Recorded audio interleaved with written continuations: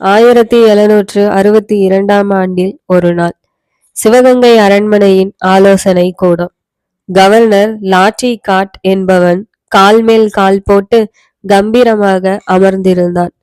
அவனுடைய முகத்தில் ஆணவம் அளவுக்கு அதிகமாகவே அப்பியிருந்தது. அவனுக்கு அருகில் அவனுடன் வந்த மொழிபெயர்ப்பாளன் கை கட்டி பணிவுடன் நின்று கொண்டிருந்தான். இருவர் பார்வையும் எதிரே இருந்த வாசலின் மீதே. சிறிது நேரத்தில் சிவகங்கை மன்னர் முத்துவடுகநாதர், அவரை தொடர்ந்து சிலம்பு வாத்தியார் வெற்றிவேலும் ஆலோசனை கூடத்தினுள் வந்தனர். இவர்களை பின்தொடர்ந்து வந்த வேலுநாச்சியார் ஆலோசனை கூடத்தை நெருங்கியதும் அருகில் உள்ள அறையின் ஜன்னல் அருகே அமர்ந்து கொண்டார். வந்த மன்னர் வணக்கம் கூறி மறுவணக்கம் பெற்று தமக்குரிய சிம்மாசனத்தில் அமர்ந்தார். மன்னருக்கு பின்னால் சிலம்பு வாத்தியார் வெற்றிவேல். இவன் எதற்காக இப்போது வந்திருக்கிறான் என்ற கேள்வி முத்துவடுகநாதரின் முகத்தில். எப்படி ஆரம்பிப்பது என்ற குழப்பத்தில் கவர்னர் லாட்டி காட். சிலம்பு வாத்தியார் வெற்றிவேல் விழிகள் மொழிபெயர்ப்பாளன் மீது. அந்த விழிகளின் வெப்பத்தை தாங்க இயலாமல் அவன் தரை பார்த்து நின்றான். இத்தனை காட்சிகளையும் மறைந்திருந்த வேலுநாச்சியாரின் விழிகள் கவனித்துக் கொண்டிருந்தன. தயக்கத்திலிருந்து விடுபட்ட கவர்னர் லாட்டி காட், மிஸ்டர் முத்துவடுகநாதர், நீங்கள் எங்களுக்கு செலுத்த வேண்டிய வரியை வெகு காலமாக கட்டவில்லை. கட்டாததற்கான முகாந்தரத்தையும் சொல்லவில்லை. அதுவும் இல்லாது வரி கேட்டு வந்த எமது தூதுவரையும் அவமானப்படுத்தி அனுப்பியுள்ளீர். இதற்கென்ன விளக்கம் தரப்போகிறீர் என்று ஆங்கிலத்தில் மிடுக்குடன் கேட்டுவிட்டு முத்துவடுகநாதரின் முகத்தையே பார்த்து கொண்டிருந்தான் கவர்னர் லாட்டி காட். ஆங்கிலம் அறியாத முத்துவடுகநாதர் இவன் என்ன சொல்கிறான் என்பது புரியாமல் விழித்தார். இந்த நேரத்தில் அமைச்சர் தாண்டவராயன் பிள்ளை ஊரில் இல்லையே என்று தவித்தார். மன்னருக்கோ ஆங்கிலம் தெரியாது. கவர்னர் லாட்டி காட்டுக்கு தமிழ் புரியாது. ஆங்கிலம் தெரிந்த அமைச்சர் தாண்டவராயன் பிள்ளையோ ஊரில் இல்லை. மொழியாக்கம் செய்வதற்காகவே கவர்னருடன் வந்திருக்கும் துவாஷும் வந்த வேலையை செய்யாமல் வேடிக்கை பார்த்து கொண்டிருக்கிறான். என்ன செய்வது? இதுவே மன்னர் முத்துவடுகநாதர் மனதில். மன்னரின் குழப்பத்தை கண்டு, ஆங்கிலம் தெரியாத அவரின் இயலாமையை கண்டு கவர்னரின் கண்களில் எக்கால சிரிப்பு. என்ன கேட்கிறான் என்பதை சொல்லி தொலை என்பது போல் துவாஷை பார்த்தார் முத்துவடுகநாதர். இவற்றையெல்லாம் கவனித்துக் கொண்டிருந்த வேலுநாச்சியாரால் இதற்கு மேலும் அமைதி காக்க இயலவில்லை. ஆலோசனை கூடத்திற்குள் அவர் புயலென புகுந்தார். வேலுநாச்சியார் இங்கு ஏன் வந்தார் என்பது போல் மன்னர் முத்துவடுகநாதரின் பார்வை. இவள் யார் என்பது போல் கவர்னர் லாட்டி காட். எவர் பார்வையையும் எதிர்கொள்ளாமல் கவர்னரை நோக்கி கை நீட்டினார் வேலுநாச்சியார். அவர் விரல் நீட்டிய மறு வினாடி வாயும் திறந்தது. உனது மொழி எனது கணவருக்கு தெரியவில்லை என்பதற்காக நீ அலட்சியமாக பேசியதை நான் அறிவேன்.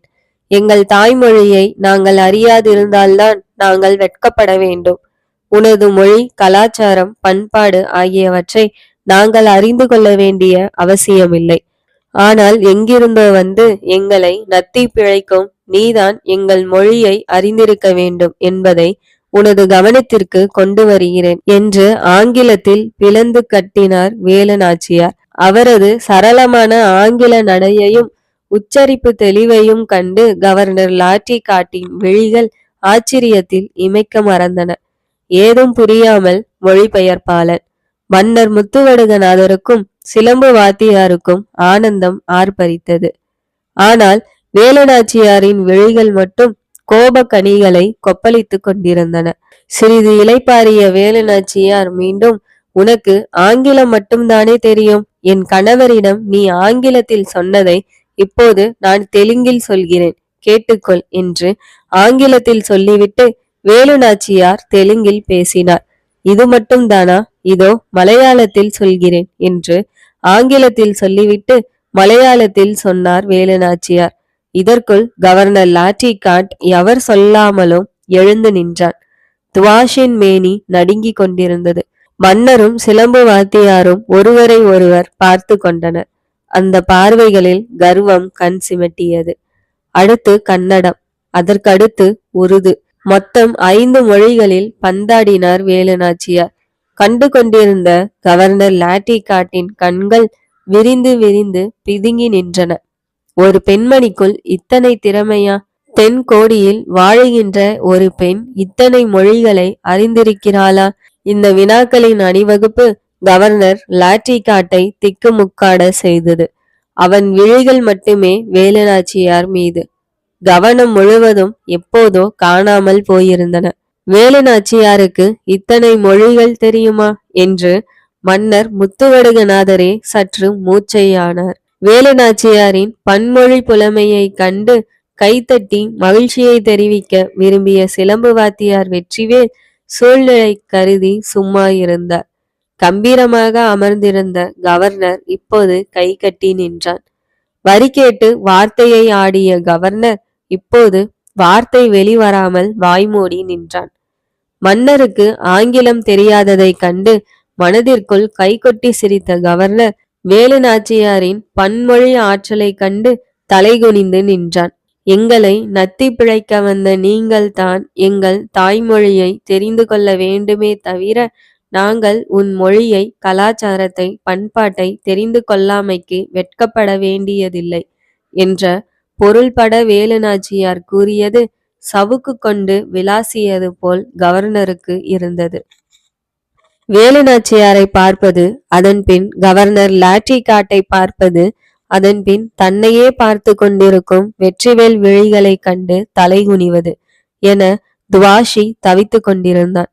இறுதியாக இது எங்கள் மண், எங்கள் நாடு, எங்கள் மக்கள்.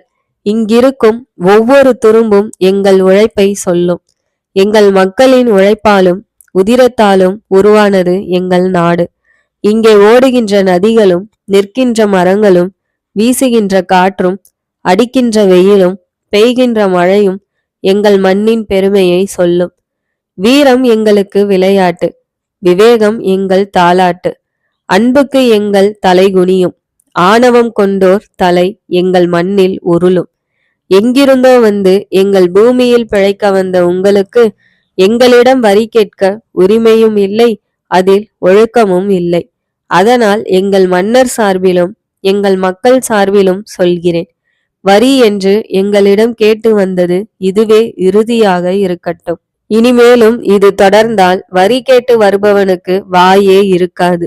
இது எச்சரிக்கை மட்டுமல்ல, எங்கள் இறுதி அறிவிப்பும் இதுதான் என்று வேலுநாச்சியார் ஆங்கிலத்தில் முழங்கினார். இதற்கு மேலும் அங்கே நின்று கொண்டிருப்பது ஆபத்தில் முடியும் என்பதை அறிந்து கொண்ட கவர்னர் லாட்டிகாட் தலைகுனிந்தபடி வெளியேறினான். அவனை பின்தொடர்ந்து சென்ற துவாஷி திரும்பி திரும்பி பார்த்து கொண்டே சென்றான். அது அடிப்பட்ட நாயொன்று திரும்பி பார்த்து ஓடுவது போல் இருந்தது. கவர்னர் லாட்டிகாட் அரண்மனை வாசலை கடந்தான். பிரமிப்பிலிருந்து விடுபட மன்னர் முத்துவடுகநாதருக்கு வெகு நேரம் ஆயிற்று. சிலம்பு வாத்தியார் வெற்றிவேல் கண்களில் நீர் கோர்த்து நின்றது. அது வேலுநாச்சியாரின் ஆற்றலை கண்டு திரண்ட முத்துக்கள். சிறிது நேரம் எவரும் பேசாமல் மௌனம் காத்தனர். இப்போதும் வேலுநாச்சியாரின் ஆவேசம் அடங்கிய பாடில்லை. ஒரு வழியாக சிலம்பு வாத்தியார் வெற்றிவேல் விடை பெற்று சென்றார். ஆலோசனை கூடத்தின் அனைத்து கதவுகளையும் மன்னர் முத்துவடுகநாதரே இழுத்து மூடினார். வேலுநாச்சியாரின் அருகில் வந்தார். கோபம் குறையாத அந்த குணவதியை மெல்ல கட்டி பிடித்தார். ஒரு வாரம் ஓடி முடிந்தது. தனது சொந்த ஊரான முல்லையூருக்கு சென்று திரும்பிய அமைச்சர் தாண்டவராயன் பிள்ளைக்கு கவர்னர் லாட்டிகாட் வந்து போன செய்தி கிடைத்தது. அவன் ஆணவத்தை அடக்க வேலுநாச்சியார் பல மொழிகளில் விளையாடிய விவரமும் தெரிய வந்தது. வேலுநாச்சியாரின் தன்மானத்தை நினைத்து மகிழ்வதா, இல்லை அவமானப்பட்டு சென்ற கவர்னர் லாட்டிகாட் அடுத்து என்ன செய்வான் என்பதை நினைத்து வருந்துவதா என்று அமைச்சர் தாண்டவராயன் பிள்ளையின் மனம் அலைமோதியது. வீரத்தை வீரத்தால் சந்திக்கலாம், விவேகத்தை விவேகத்தால் வெற்றி காணலாம். ஆனால் ஆதிக்க வெள்ளையர் குள்ளநரி குணம் கொண்டவர்கள். அதனால் அமைச்சர் தாண்டவராயன் பிள்ளை உறக்கமின்றி தவித்தார். வரியும் செலுத்தக்கூடாது, அதே நேரத்தில் ஆங்கிலேயர் எதிர்ப்பையும் நேர்கொள்ளக்கூடாது. அதற்கு என்ன செய்யலாம்? இதுவே அமைச்சர் உள்ளத்தில் ஓடிக்கொண்டிருந்தன. ஒரு வாரம் கடந்தும் அமைச்சர் தாண்டவராயன் பிள்ளையின் மன உளைச்சலுக்கு மருந்து அகப்படவில்லை. இறுதியில் ஒரு முடிவுக்கு வந்தார். அந்த முடிவே சிவகங்கை சீமைக்கு உகந்தது என்று அவரது உள்ளம் சொல்லியது. ஒரு நாள் அதிகாலை ஒரு பல்லக்கு மதுரையை நோக்கி பயணப்பட்டது. அந்த பல்லக்கில் சிவகங்கை சீமையின் அமைச்சர் தாண்டவராயன் பிள்ளை. தங்க தொட்டில், வைர தலப்பாகை, புத்தாடை ஆகிய பரிசு பொருட்களும் அவருடன் சென்றன. சிவகங்கை சீமைக்கு அருகில் உள்ள பனையூரில் பிறந்தவன். நம் அறிவின் மீதும் அனுபவத்தின் மீதும் ஓரளவு மதிப்பு கொண்டவன். வெள்ளைக்காரர்களால் மதுரை கவர்னராக முடிசூட்டப்பட்டவன். அந்த கான் சாஹிப் என்ற மருதநாயகத்தின் குழந்தைக்கு தான் பரிசு பொருட்களுடன் தாண்டவராயன் பிள்ளை மதுரையை நோக்கி பயணித்துக் கொண்டிருக்கிறார்.